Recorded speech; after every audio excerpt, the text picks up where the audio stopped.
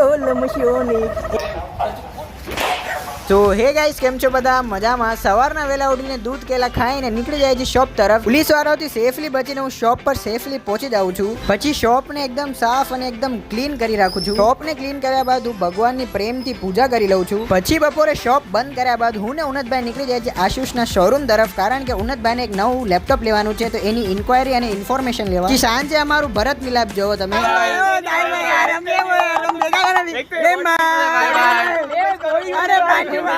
મેં બધા ભેગા થયા હતા કારણ કે અમારે મૂવીઝની ટિકિટ બુક કરાવવાની હતી। પછી સાહિલભાઈ જોવો, બેબી ઢોલ મશીઓની। એ તેરે કો નહીં યાદ રે, તું કચ્ચા પડ ગયા યાર।